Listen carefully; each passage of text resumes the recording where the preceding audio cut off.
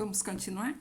O terceiro capítulo, A Arte de Viver dos Sábios, de Antônio Meneghetti. Nós estávamos na leitura do terceiro capítulo, Pressupostos de Ontopsicologia. No vídeo anterior, a gente leu sobre o ensiôntico. E agora nós damos continuidade e vamos tentar entender um pouco esse monitor de deflexão.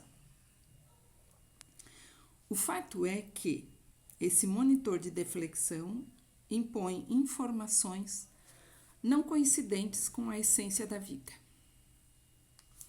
O escopo dessa falsa consciência, que porém age em antecipação à consciência lógica, é determinar o homem a efetualidade robótica para um outro sistema lógico de vida. O ser humano parece reduzido a ser alienado de si mesmo e consumido por uma outra civilização. Para nós, é indiferente no momento saber se esse engenho foi inserido na espécie humana.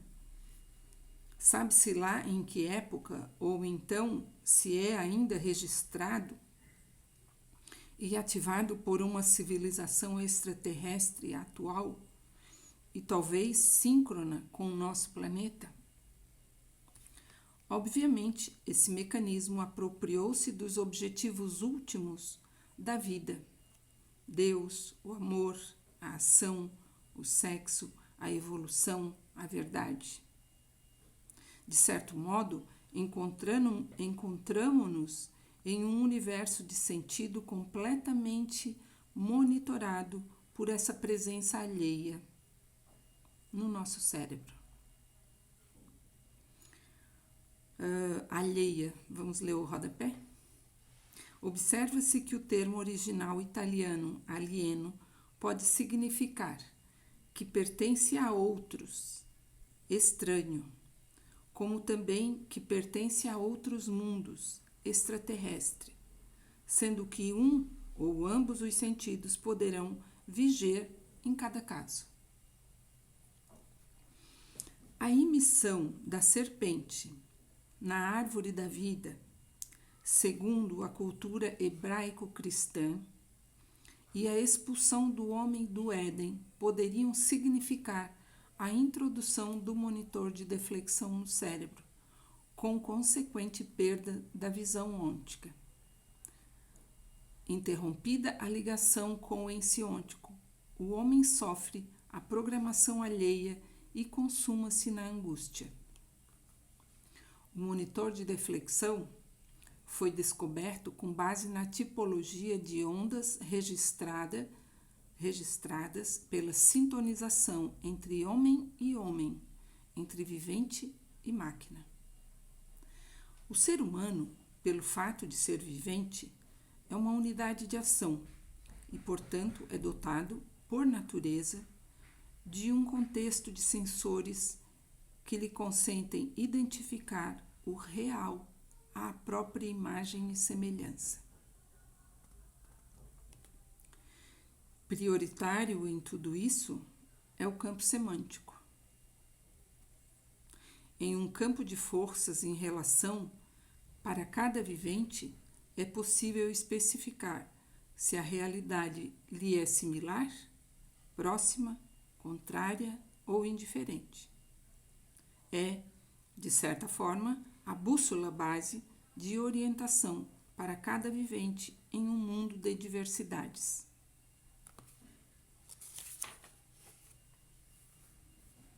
Vamos seguir mais um pouco, então já estamos entrando no terceiro conceito, a terceira descoberta da ontopsicologia, que é o campo semântico.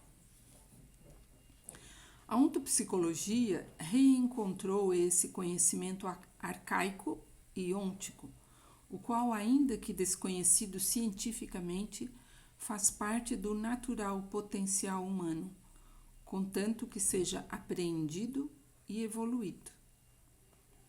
O monitor de deflexão, além de se sinalizar com uma faixa de negatividade advertida pelo organismo natural humano, com uma sensação de frio, medo, redução, em um exame mais profundo, verifica-se como um chip em fita com faculdade cinemática e falante. Pensemos por um momento nos espectadores de uma sala cinematográfica.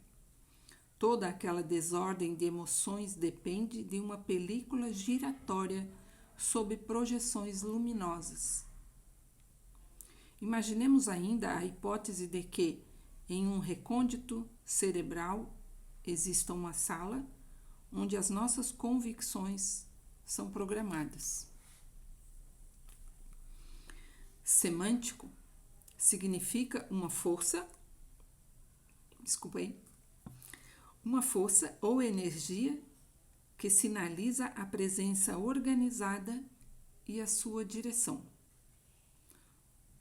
Do grego, sema, igual a sinal.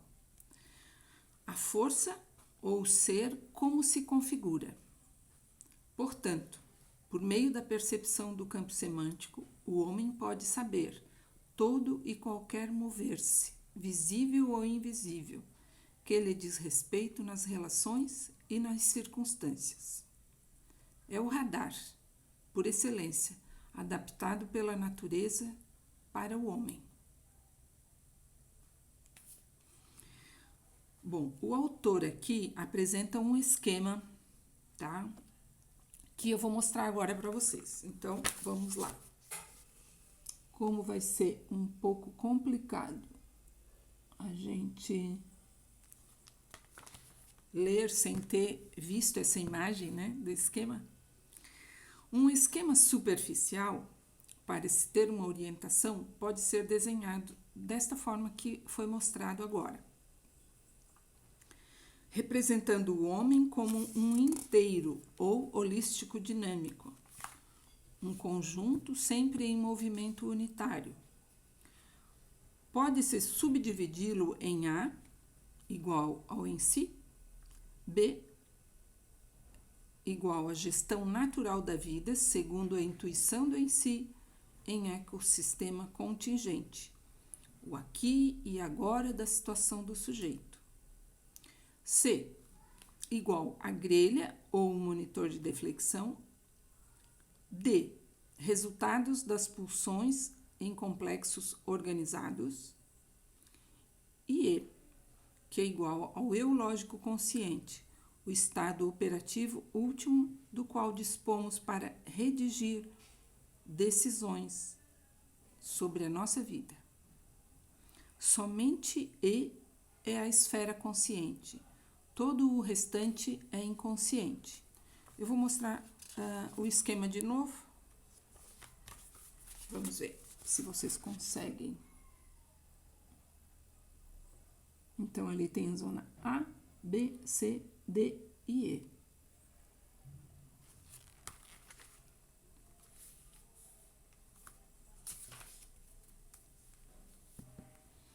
Portanto, para todos, ou quase todos, é verdadeiro o fato de ser o resultado objetal do próprio inconsciente. Se cada homem é alterado da própria origem autêntica e, portanto, é cindido da própria origem fundadora, é óbvio que tudo existe na medida em que se dá o compromisso entre monitor de deflexão e ensiôntico. Resulta que também os afetos tidos como mais verdadeiros, aqueles dos pais, do próprio amante, do próprio mestre, do único amigo, devem sempre ser comprovados. O critério para esse exame origina-se sempre da verdade do amado, porque é dos frutos que se reconhece uma árvore. Infelizmente, cada um de nós conscientiza-se após ter sido construído pelos outros.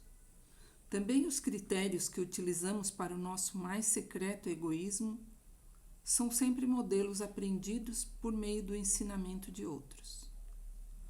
Quando dizemos ou pensamos eu, somos sempre o resultado de outros.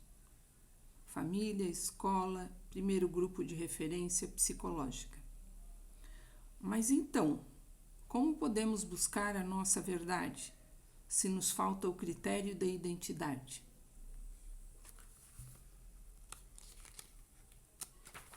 Vamos parar aqui nesta pergunta e voltamos em seguida, tá bom? Beijo, até!